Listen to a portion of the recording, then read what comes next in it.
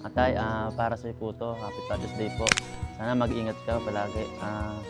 Sana bawat sinasabi namin dapat sundin mo para sa'yo din 'yan, eh. Ako po si Leonardo Larzaban at taga Tubong Ususan, 55 years old, September 23, 2005. Nandito ako noon eh, tapos may ginagawa ko dyan. Tapos mayroon akong parang may natapakan ako. May natapakan akong buksan ng yero na tinikim pa ako, ganun. Tapos mga ilang araw lang, parang pag ginagano ko, parang nabubulok na pala yung ilalim. Nabubulok na to. Ngayon, ang ginawa ng mga anak ko, pinuntahan ako dyan, dinala ako sa ospital. Nanalangin ako sa Diyos, laban lang, para ganun na. Na hanggat buhay ako, kaya ko pa.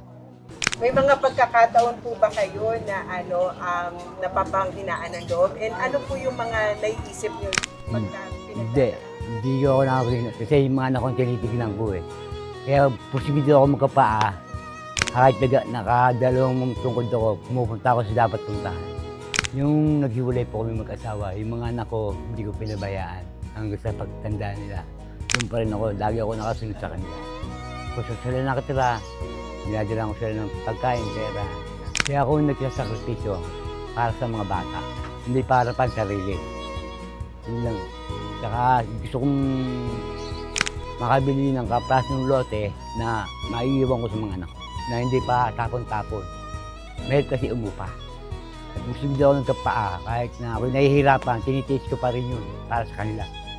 Pag nagtatrabaho, tiwala lang lagi lang hingin ng tulong sa may kapal, mga gano'n na laban lang, hanggat may buwan, may laban lang. Huwag sila gagawa ng hindi maganda sa kapwa. Ingat ka lagi sa mga lakbay mo, huwag ka lagi para sa things. Ayun lang po, maraming salamat po. Happy Father's Day po.